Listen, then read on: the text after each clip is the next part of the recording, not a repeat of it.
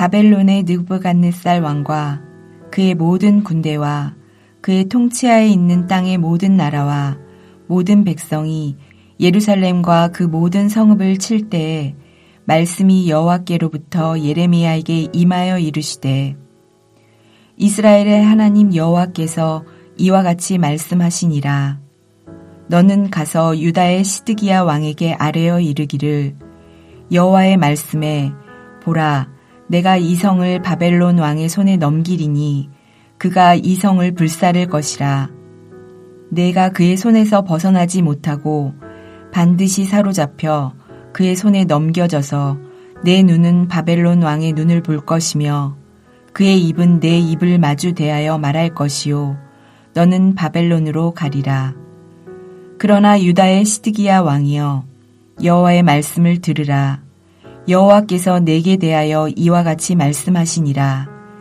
내가 칼에 죽지 아니하고 평안히 죽을 것이며 사람이 너보다 먼저 있은 내 조상들 곧 선왕들에게 분향하던 것 같이 내게 분향하며 너를 위하여 애통하기를 슬프다 주여 하리니 이는 내가 말하였음이라. 여호와의 말씀이니라 하시니라. 선지자 예레미야가 이 모든 말씀을 예루살렘에서 유다의 시드기야 왕에게 아뢰니라. 그때 바벨론의 왕의 군대가 예루살렘과 유다의 남은 모든 성읍들을 쳤으니 곧 라기스와 아세가라 유다의 견고한 성읍 중에 이것들만 남았음이더라. 오늘 우리가 읽은 본문의 배경은 언제입니까? 1절에 나와 있습니다. 바벨론의 느부갓네살 왕과 그의 모든 군대와 그의 통치하에 있는 땅의 모든 나라와 모든 백성이 예루살렘과 그 모든 성읍을 칠 때에 느부갓네살 왕이 바벨론 군대를 이끌고 유다를 포위하며 공격할 때 유다 주변에 있던 나라들도 바벨론을 도와 함께 공격하는 매우 심각한 위기 상황입니다. 이것은 32장에 나와 있는 상황과는 조금 다릅니다.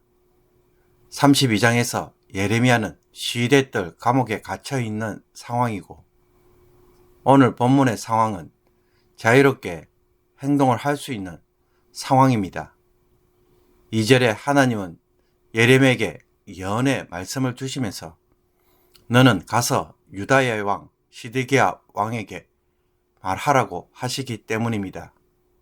그래서 6절에 선지자 예레미야가 이 모든 말씀을 예루살렘에서 유다의 시드기야 왕에게 아뢰니라 라고 말하고 있습니다. 시드기야 왕 제9년 주전 588년 예루살렘에 대한 바벨론의 공격이 시작할 때쯤으로 보입니다. 이런 위기에 빠진 시드기야에게 전할 하나님의 말씀은 무엇입니까? 먼저 하나님은 이 성을 바벨론 왕의 손에 넘김으로 그가 이 성을 불사를 것이라고 말씀합니다.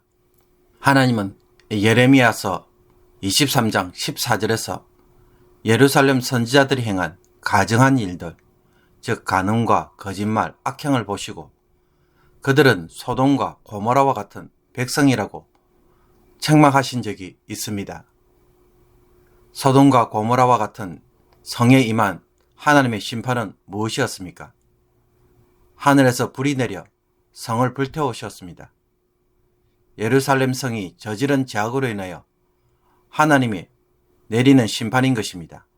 둘째로 시드기야 왕은 바벨론 왕의 손에서 벗어나지 못하며 반드시 사로잡혀 바벨론 왕 앞에 끌려가서 바벨론의 포로로 갈 것이라고 말씀합니다.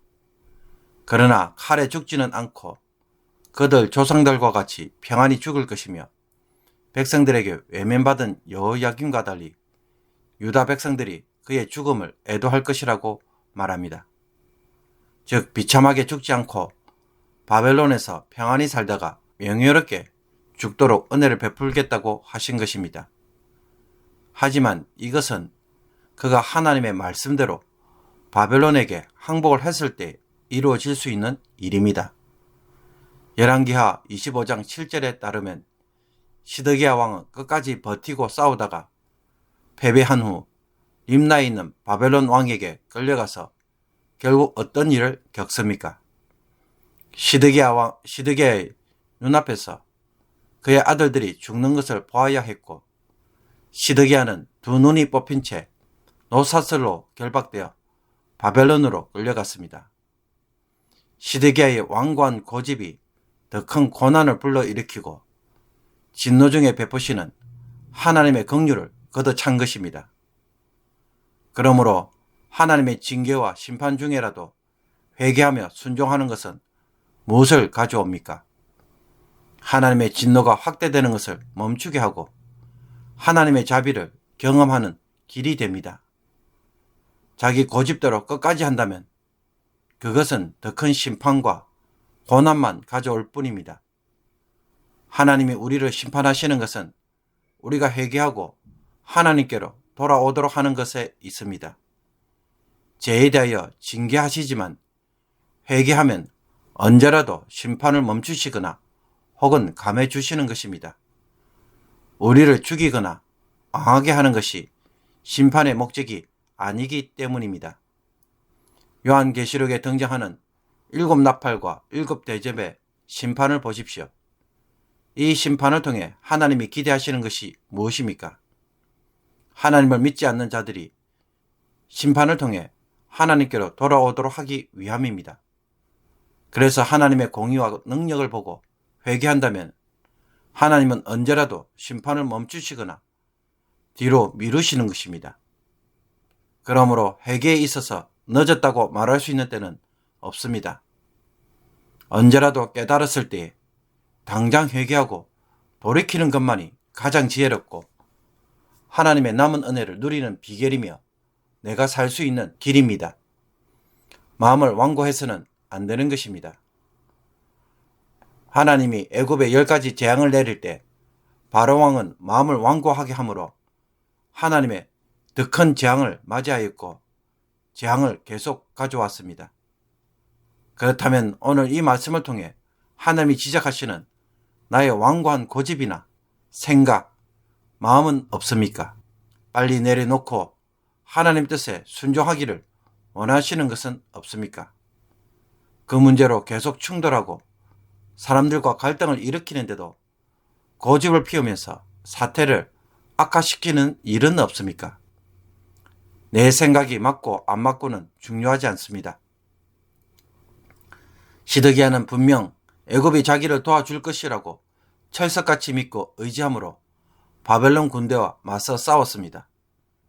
그러나 애굽은 유다를 전혀 도와주지 않았고 그렇게 할 힘도 없었습니다. 시드기야는 이것을 믿고 고집을 피웠던 것입니다. 믿는 구석이 있어서 그렇게 하였지만은 그러나 그것은 나의 지혜와 고집에 불과하였습니다. 그러므로 내 생각이 맞고 안 맞고에 집착할 것이 아니라 하나님 앞에서 내가 고집 피우며 불순종하는 것은 없는지 먼저 살펴보아야 할 것입니다. 그것이 하나님에게 영광이 되지 않는다면 과감하게 포기하십시오. 주를 위해 헌신하고 희생하고 주를 위해 기쁘시게 하기 위해 포기하는 것에서 하나님의 은혜가 임하고 새로운 길이 열립니다. 예레미야가 시드기야 왕에게 이 말을 전했을 때는 이미 느부갓네살 왕은 예루살렘 주변의 성읍들을 대부분 함락시켰고 이집트 국경 근처에 있는 요새인 라기스와 아세가만 이집트의 도움을 바라며 남아서 싸우고 있었습니다. 지금 예루살렘은 그 어느 누구도 도와주지 못하고 홀로 고립된 위기 상황이었습니다. 마치 하나님이 온 세상을 동원하여 유다의 목을 조이듯 예루살렘에 대하여 심판을 행하고 계시는 것입니다. 그런데도 끝까지 싸우겠다는 것은 얼마나 어리석은 일입니까? 끝까지 고집 피우며 나의 불순종을 정당화하는 일은 없는지 말씀으로 내 모습을 살펴보는 성도가 되기를 원합니다. 똑같은 문제로 계속 문제를 일으키고 갈등을 만드는데도 회개하지 않고 고집 피우고 있다면 결국 하나님의 더 큰 징계만 가져올 뿐이고 고립될 뿐입니다. 그러므로 나의 고집스러운 불순종의 문제를 오늘 하나님의 말씀으로 변화되기를 원합니다. 기도드리겠습니다. 자비와 긍휼의 하나님, 고집불통인 시드기야에게 은혜를 베푸시며 칼에 죽지 않고 평안히 죽도록 해주시겠다고 하였지만 시드기야는 고집대로 행하다가 비참한 최후를 맞이하는 것을 보았습니다. 우리도 그와 같은 불순종과 고집은 없는지 성령께서 가르쳐 주옵소서. 이것으로 스스로 고난을 자초하고 더 큰 문제를 만들어가는 어리석은 자가 되지 않게 하옵소서. 내 생각, 내 논리에 갇혀서 아무것도 보지 못하고 맹인처럼 행동하는 자가 되지 않게 하여 주옵소서. 하나님이 무엇을 하기를 원하시는지 하나님의 관점에서 다시 바라봄으로써 하나님의 은혜를 입는 자가 되기를 원합니다. 오늘 하루 모든 사람들과 화평하게 하시며 나의 고집으로 주변 사람들에게 아픔과 고통을 주는 일을 하지 않도록 도와주옵소서. 예수 그리스도의 이름으로 기도합나이다. 아멘.